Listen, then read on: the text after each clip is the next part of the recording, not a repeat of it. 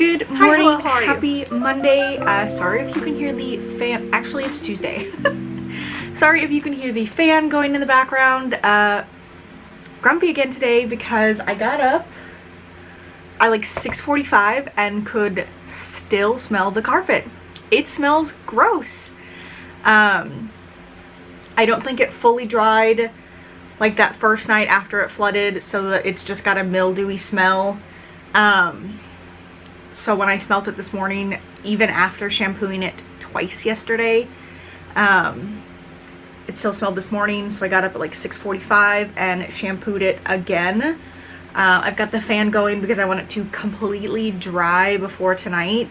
And then I was reading online to do apple cider vinegar and water, like a thin layer over the carpet, and then sprinkle baking soda and let it sit overnight and then shampoo it again in the morning. So I'm hoping tomorrow when I wake up it will not smell bad.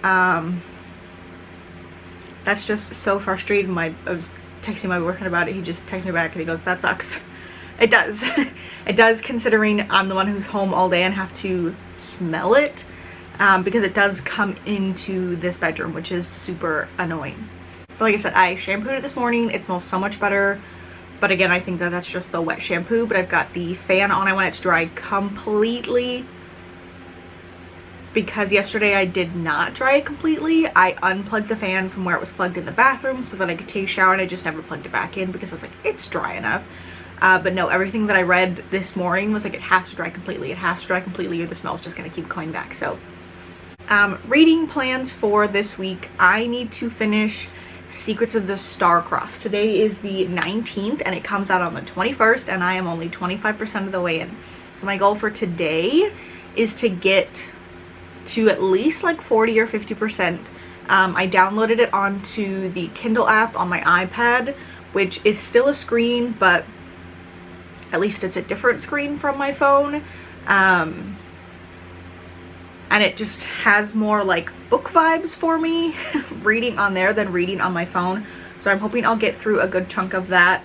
Although I do need to edit and upload a vlog for tomorrow, which I should have done yesterday, but I was also shampooing carpets yesterday, so I just didn't have the time, or like the mental capacity for it, honestly. Other than that, I do want to start A Deadly Education by Naomi Novik this week. It's a short book. It's just over 100 pages. It's gorgeous. The like edges are gold. I love covers that are embossed without dust jackets. This is the back. I just love it. And like all of the art in the back I was looking at last night is just I just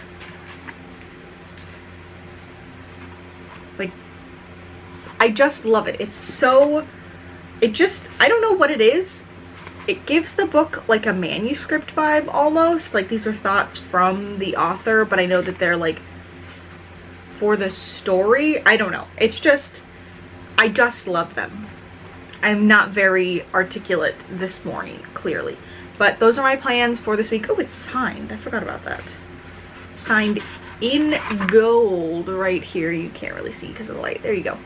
Those are my plans for this week, to read those two. If I can accomplish that, then that'll be 6 books this month, which is crazy for me. I almost never read that much in a month. The most I've read outside of November, when I read A Series of Unfortunate Events, because obviously that was 14 books in 1 month. Typically I read like 3 or 4 books a month. I've already hit 4 and it's only the 19th.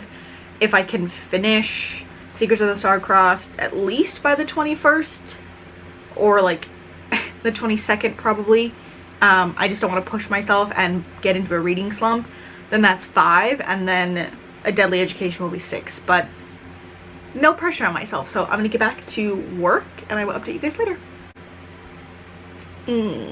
For some reason I decided I needed an audiobook, and one that I have on Scribe downloaded already was Queen of Air and Darkness. I'm 3 chapters in, and oh my god, I forgot where Lord of Shadows ends off, or Lady Midnight, whatever the second one is, with the death. I won't say who or what happens, but oh my goodness, I forgot about all of that. And Ty just woke up. Kit is comforting him, or about to. We just had this spicy, sad scene between Julian and Emma. And I love them, but I hate them. I feel the same way about Jace and Clary. Julian and Emma's situation is a little bit different. They're parabatized, so they're not allowed to be in love. There's like this curse that will make them go crazy. And they had talked to the previous Inquisitor about having their parabatai bond broken, and now that's not going to happen. And they have this moment where Julian is just so wrecked from what happened at the end of the second book, and she's trying to get him cleaned up, and there's a moment where like he turns his head and it just gently, his lips gently brush hers, and it's this full on like hormones clawing at each other, ripping each other's clothes off. And then she lightly grazes where his parabatai rune is, and that like snaps him back, and he's like, we can't do this. And he throws his clothes back on, and he's getting ready to leave, and she's like, okay, we don't have to, but at least stay, like you don't have to run out. And he just disappears, and she's left sitting there, and I'm like, why did I decide I wanted to listen to this today? I don't understand. It's so freaking sad and so frustrating, and I'm only on chapter 3. And this book is like 1,000 pages long, and it's literally making my heart race. I'm trying to work, and I'm just, but I'm gonna keep listening to it. It's really good. It's really good. And I love the Shadowhunters world. The relationship between Julian and Emma, though, and the will they won't they so close, can't anymore, really just gets on my nerves. But I love it. So I'm gonna keep listening to it, but also watching my mental state, because I know something like this could put me in the hole. I am 100% aware of that, and I feel like as long as I continue to be aware of that and watch how I'm feeling, things will be okay. We'll see. Hello, happy Wednesday. I'm on my way to go pick up some stuff for my mom. She has a prescription that's ready. And then it seems like she's finally wanting to eat. She asked me to pick her up some stuff from McDonald's, some like sweet tea or unsweetened tea, lots of ice, and just like plain hamburgers, which I am so happy about because she's eaten like 4 bananas in the last 7 or 8 days, which is not good at all. Reading update, I got to 40% of Secrets of the Starcrossed last night, so I definitely want to do some more reading tonight. I thought that today was the release day. It's tomorrow, so if I can finish it today, then that'll be great. If not, I'll work on it more tomorrow, and that'll be fine. And I know I've talked about this book before, but it's been a long time, so I'm just gonna like give a refresher. So we have Cass. She is our main female character, and she is an elite. She is in school. I think she's about 20. She's doing citizen classes currently, which is like, she's already going to be considered a citizen, but even though they're elite, they're still going to take these classes. It's like a pretense, basically. And while she is an elite, she's not. I mean, she is, but she is adopted. And she just knows that she has to be on her best behavior because, you know, she's not 100% one of them. And she feels like every day of her life she has to spend proving that she deserves to be there. And then she meets Devin. Devin has been in her classes their entire lives. He is also an elite, but we find out later that he's not.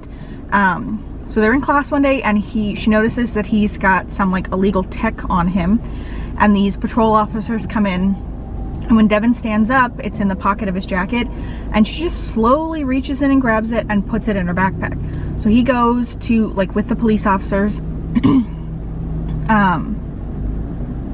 and I'm assuming that they, like, interrogate him and stuff, and he's fine. Everything's okay. Nothing happens to him. And it's the first time that she's ever done anything outside of the code. She has lived her entire life by the code that their city stands on. You know, she tries her best to be an upstanding citizen. And now it's like she's kind of realizing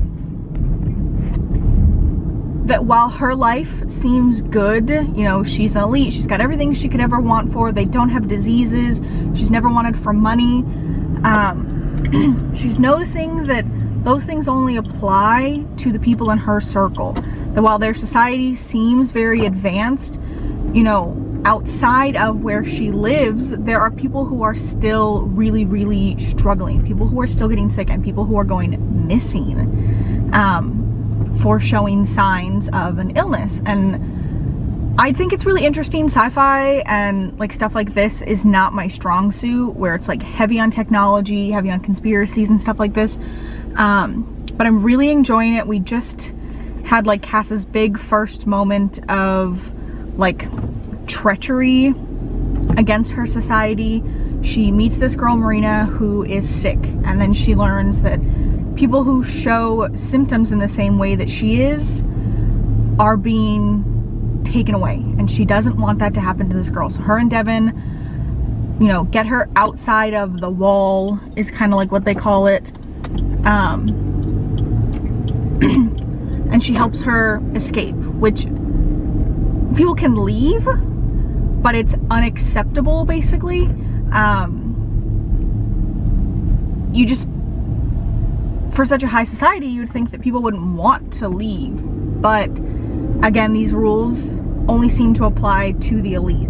So they help this girl escape, and Cass learns that Devin is not from the city. He is from the outer wall, and he possesses magic, and he has been kind of keeping a close eye on her for her entire life because he thinks that she might be this girl that like fulfills a prophecy.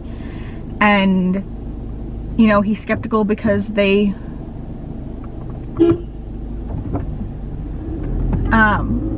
people get paired up, and she's been paired up with basically the guy who's going to rule their kingdom. And he thinks it's kind of weird because she's, you know, an adopted child into society. She's a nobody is what he tells her, and that offends her. But she's kind of like, okay, you're right, you know, why would they want me to marry this guy? And it's just really interesting. I'm driving, so I feel like I'm not talking about this in the best way, but I'm enjoying it. This girl just made eye contact with me. She can definitely tell that I am recording, and so can the lady that is across from me. So I'm going to go get this stuff for my mom, and hopefully do some more reading tonight, and I will let you know if I do. Hello, happy Thursday. I just finished a meeting for work. One of my CSEs is leaving. She's moving to another regional center in Kern County. It's like near Bakersfield. And we have a new girl starting next week, which is exciting. I just don't feel like working today. I just want to read. The book was getting good last night, but I read during my lunch hour, and oh, it definitely kicked it up a notch. It is so good. We've found out that Cass is like a full-blood Briton, which is like the enemy people to like her current city. Some spicy stuff finally happened to her and Devin. Some things were confirmed. I can't say what. This book literally comes out today, so it will be a spoiler for anybody who watches this and has the intention of reading it. But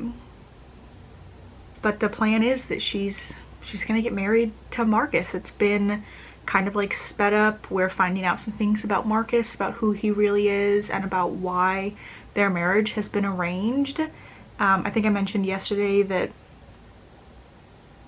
you know, the people who are important know that she's adopted, and it just doesn't make sense to have her be the one who's marrying Marcus. And Devin has pretty much decided that it's probably because they know she's a full Briton, that she has magic in her blood. Marcus has a little bit of magic in his blood as well, and they're hoping to strengthen that bloodline. You know, people outside of the walls have magic, but there aren't anybody inside of the walls who do have magic, so they're kind of trying to use this as a way to balance things out, like a power balance basically. It's really good. I am like 78% of the way in right now, so once I'm done with work, I'm gonna get on the couch and finish reading. I'm definitely gonna finish this tonight. It's so good. I'm not a big fan of all the sci-fi stuff where they talk about tech and like the society and whatnot, but once you get past that, it's really good. It's really good. Good morning, happy Friday. I'm so tired. I have leftover like stuff in my eyebrows. I'm just gonna take this off while I chat with you because I don't care. I finished Secrets of the Starcrossed last night. It was really good. I'm trying to decide though what to rate it.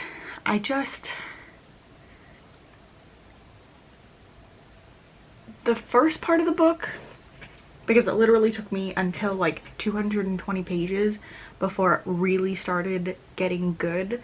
So the first half is very like sci-fi heavy, and then all of a sudden the second half is very like magic heavy.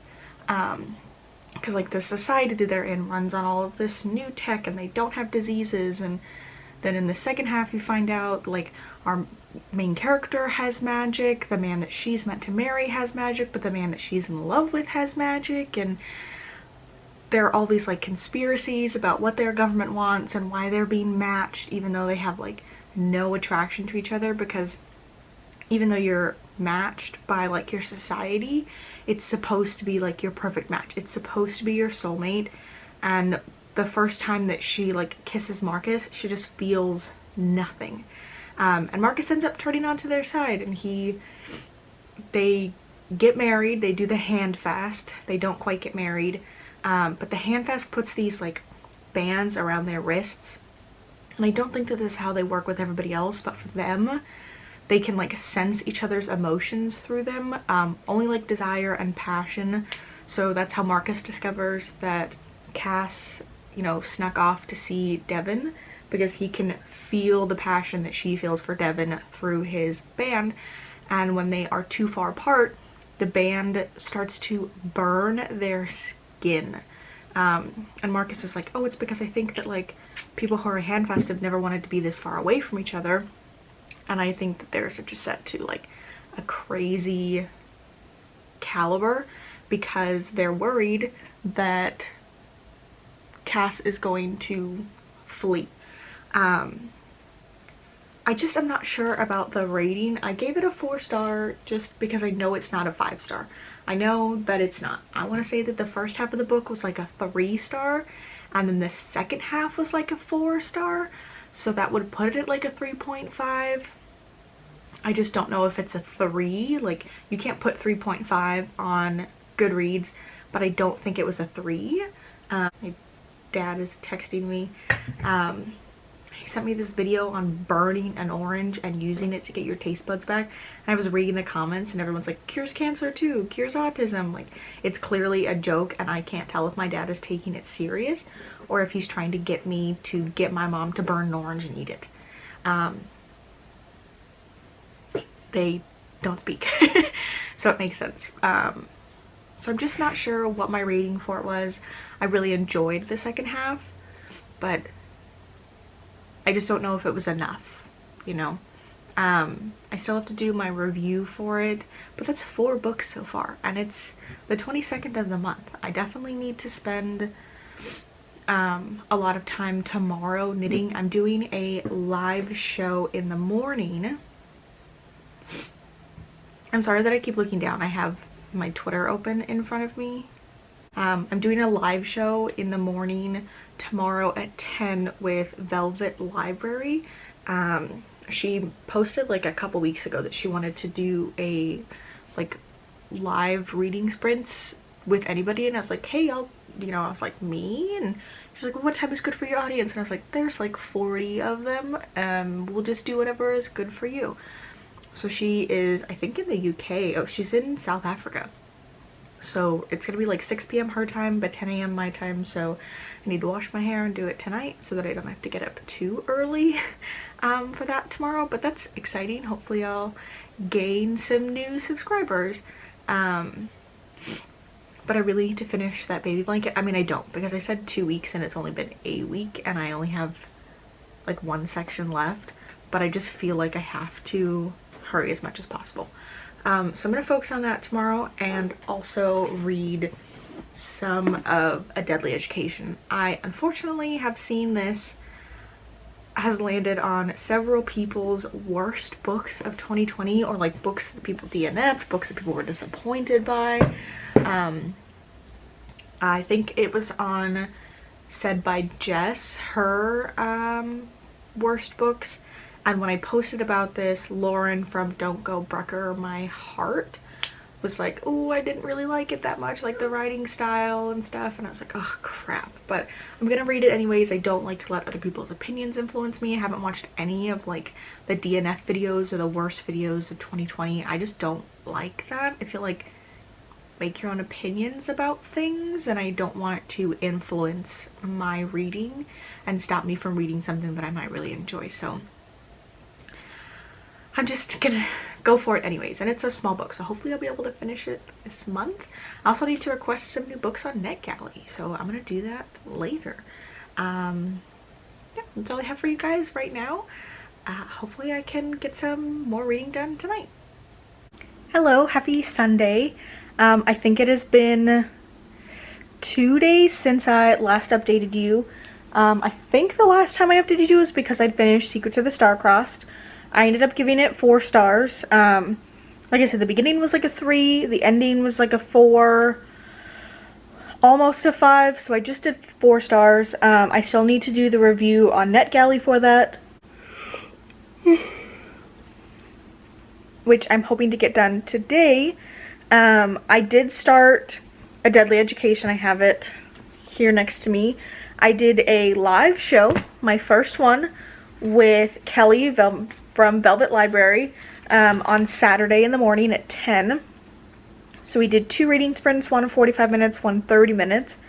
I did not get that much done during the second one because basically the doorknob on our second bedroom door is like loose. We just need to tighten it. I think it'll be fine. But it means the door doesn't shut properly. Like it shuts, but the lock doesn't go into the door well. So Marcy burst in 3 different times. Thankfully, I had my microphone on mute while we were reading so that she didn't hear Marcy. So I'm like 50 pages in. I'm enjoying it. I saw it, like I said, I saw it on some people's like DNF lists, worst of 2020, but I'm enjoying it. It's very similar to Ninth House. Those are the vibes that I'm getting. This girl who's at this like elite school and she's training and she's got magic, but she's also got this like affinity for destruction, which is just how I felt like Alex was in Ninth House. Like bad things just followed her. When it didn't matter where she was, what she did, that's, you know, what ended up happening, despite how good her intentions were. And that's how I feel about Gal. I think that that's, or Elle, I think that that's where she's probably going to go. No matter how hard she tries, bad things are going to follow. It is very monologue heavy, internal monologue, but that is how the author is setting up the, like, world that exists inside the Sholomance, how the school works, the, like, further and further you get into your education, the further and further into the school that you go. So each year that you move on to, you move down another level, and then when you graduate, you're on the bottom level, and you have to fight your way out using basically what you've learned. And some of your classmates are evil. They're called maleficers. And Elle, her name is Galadriel. She doesn't like to be called Gal. Orion, our like male main character, calls her Gal, and she's like, it's Galadriel, and if you're gonna call me anything other than that, Elle. Which I just love her like bitter inner monologue, basically.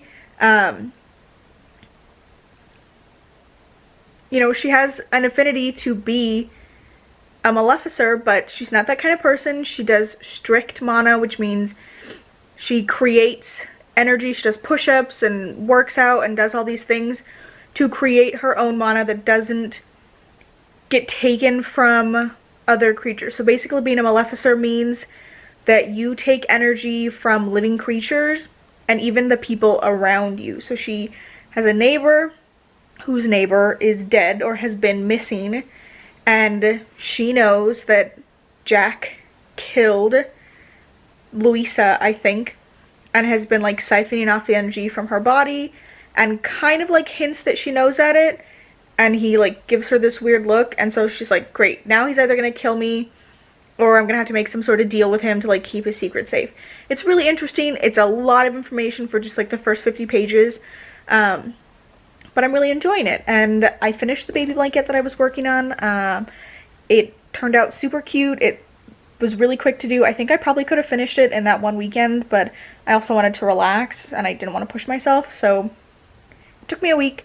I got all the supplies yesterday for the purple blanket, so I'm going to start on that tonight. Currently, I am crocheting. I'm not the best at it, and it has taken me a long time to get this like granny square pattern down that I'm doing. So this is what it is. It will be like a square, and you make them in multiple colors and then stitch them together. And I have just seen this like photo floating around Pinterest, and I was like, I really love the way that looks. And I set up an Etsy shop. I will put the link in the description down below, and I've listed all of the blankets that I've made so far. I've already had people check it out. Some people have favorited the items. So I'm like, I'm just going to make things that I want for myself and post pictures of them on there, and hopefully other people will want them. So I'm working on this. A little bit later, I'm going to go to Costco to get gas and meat and snacks, and then to the grocery store.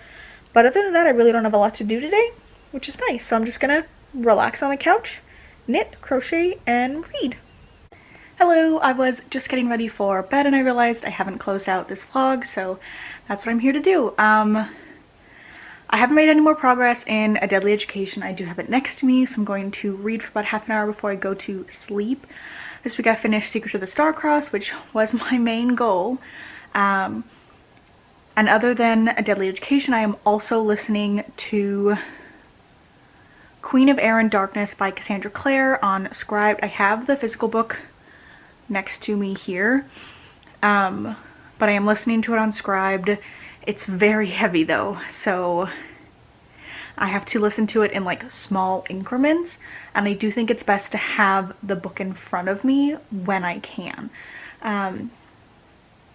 Hoping to finish the two next week, at least A Deadly Education. I don't have high hopes for finishing Queen of Air and Darkness unless I somehow get sucked into it. I can listen to it while I'm knitting. I did get the hang of the granny square for like crocheting today, which is good because I want to pick up both. There are so many more patterns and like cute like toys and things that you can make using, or like when you're crocheting. So I've got that. I've started on the second blanket that I have as an order. Hoping to have that finished in like a week and a half, maybe by the end of like February at the latest.